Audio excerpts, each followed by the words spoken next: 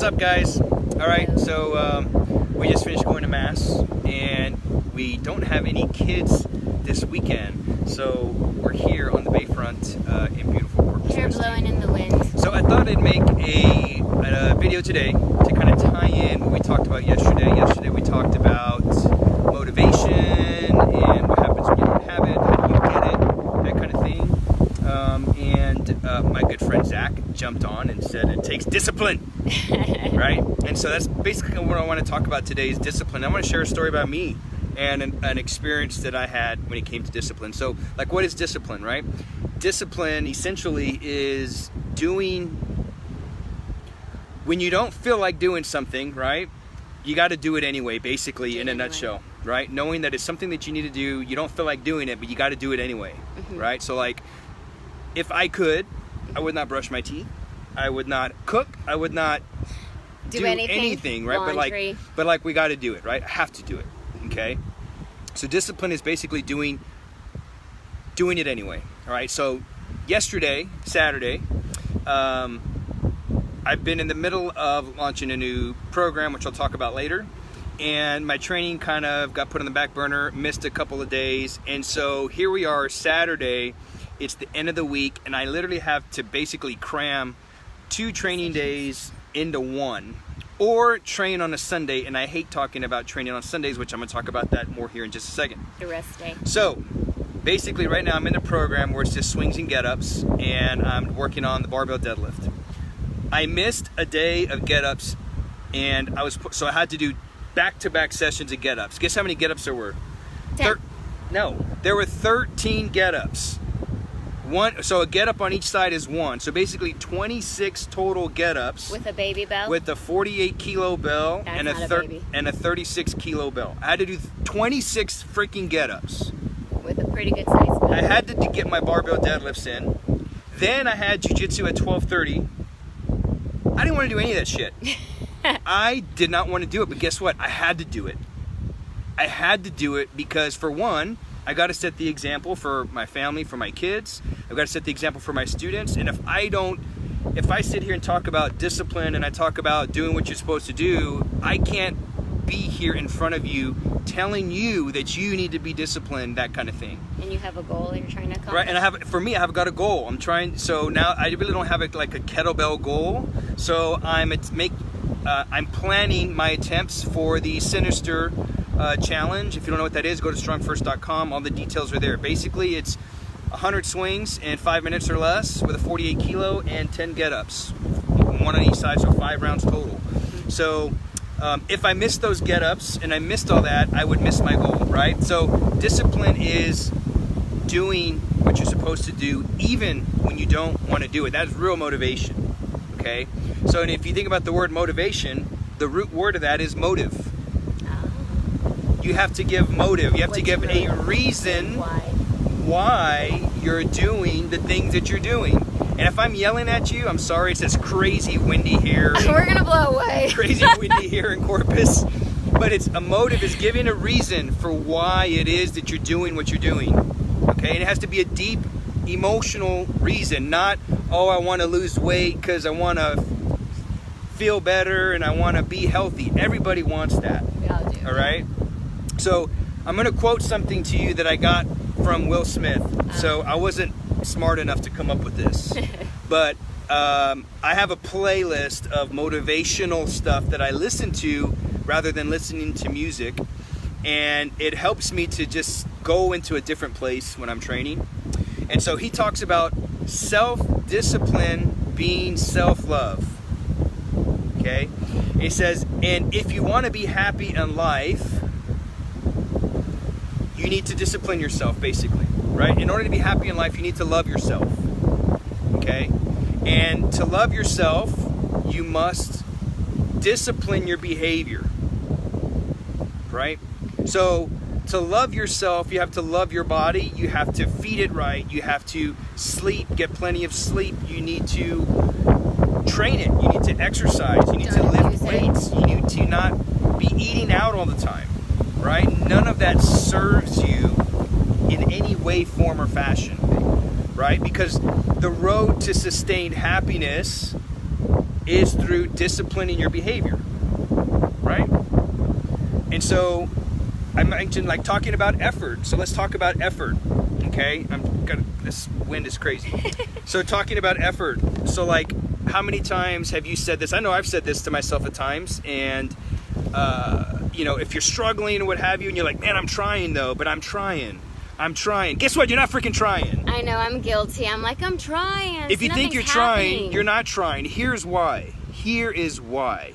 You have to ask yourself, what does trying mean to me? Like, I hear this on social media or people that we worked with, is like, oh, but I'm trying. Well, you're really not, because in your reality of trying is something different. I know, I said it to you. I'm trying. Right. Nothing's happening. So, I really wasn't. Ask yourself, what does trying mean? So think about like when you were going, like, let's say if you went to college. I was actually just talking to her about this. In high school, you probably didn't have to try that hard to make straight A's. Did you have to try very hard? No. You could probably like study the night before and you'd crush your test. But then you go to college and you're like, yeah, that was a wake-up call. Studying 2 hours and I'm barely making C's or barely making a B, but I'm studying for 2-3 hours. Well, what's happened is you've created this reality in your head based off of something easy. Something that came naturally. Something that came easy to you. That makes sense. That was your reality of trying hard. Now this 2 hours of cramming before an exam at the college level ain't cutting it. Just trying hard never stops. She was freaked out when she said, so I gotta exercise like forever for the rest of my life. Trying never stops. Okay? Look at that from a health and fitness standpoint. Okay? Look at that. By the way, if the waving, that's Brianna. I'm not waving at you, so don't think of me like a weirdo. We see you. So thanks for joining. Think about this from a health and fitness, a weight loss, a strength training standpoint. Learning jiu-jitsu, this whole thing. You probably told yourself, man, when I was like in my 20s, it was easy to lose weight. I didn't have to eat healthy. I could eat whatever I wanted.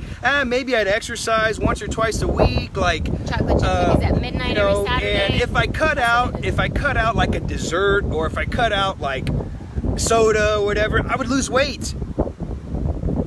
But now I'm in my 40s and like I'm trying. Your trying now is based off of what you did when you're in your 20s. You're cutting out some sodas, you're cutting out this or that. You may lose a few pounds, but you're still like, man, I'm not getting to where I want to be. I'm trying. Guess what? You're not trying. Because you're in a different phase Because you're in a life. whole different phase. You're a different you. You need to create a new reality. That's what's happened, is you're stuck in the old reality. That makes so sense. Trying never stops. To quote Grant Cardone, he's got a book that's called Be Obsessed or Be Average.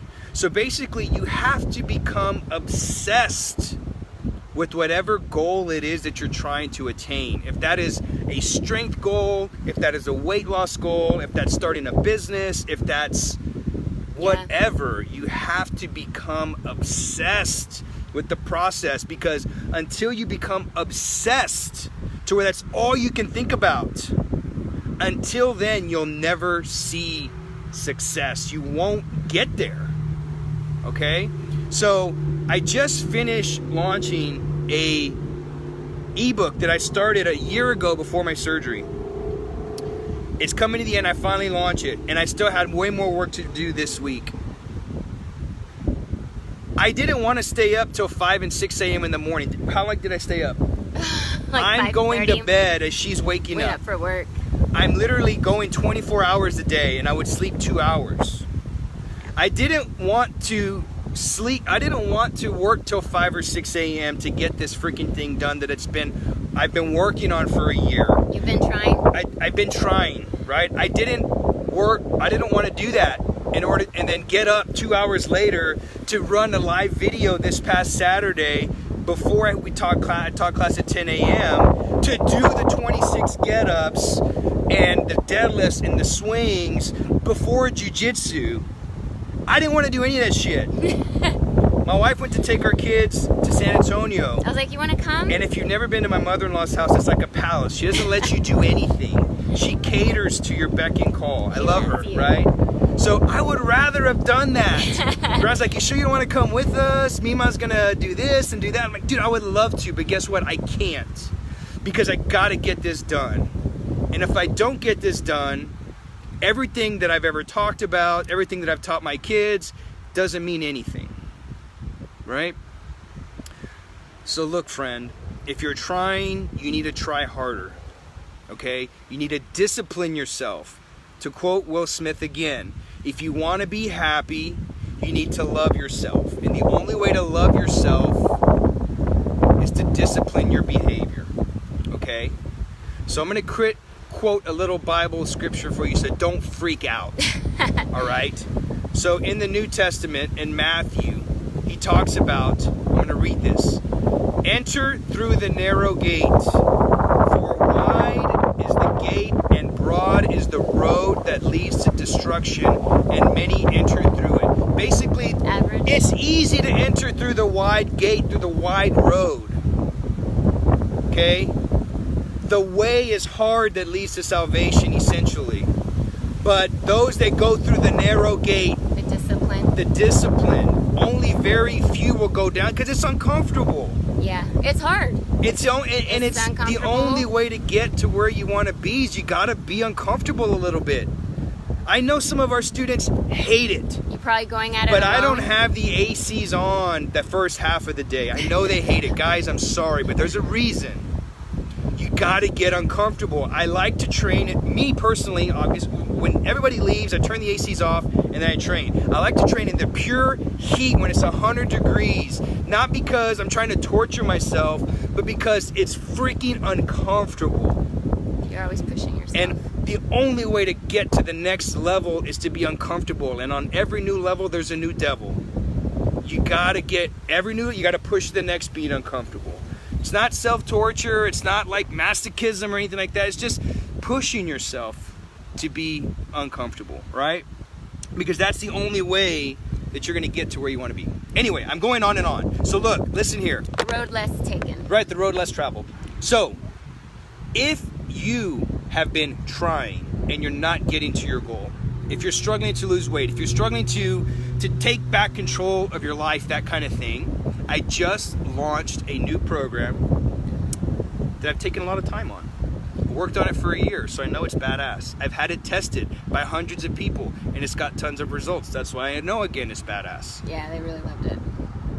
If you've been struggling, I'm offering an 85% off discount till tomorrow at 8 a.m. After that, it's going to regular price, okay? It's based off the double jerk and the front squat. Hector, what if I don't know how to do the double jerk? Don't worry, it comes with an actual tutorial course where I'm going to guide you step by step on how to do this. And it comes with my signature kettlebell coaching corner program where you're going to get me coaching you direct to your email inbox on how to do this stuff and how to overcome the inevitable roadblocks that you will come across. Life's going to try to get in your way. Yep. Friends are not going to support you. Yeah. Again, like I talked about a couple weeks ago, yep. Your family and your friends are going to be the last ones to support you. But a stranger that you've never met in person will be the first one to push you and to coach you and to help you to get to where you need to be. That's just been my experience. I don't know why it's like that, but it just is. So anyway, if you're ready to get to the next level, you need help. You're done with trying.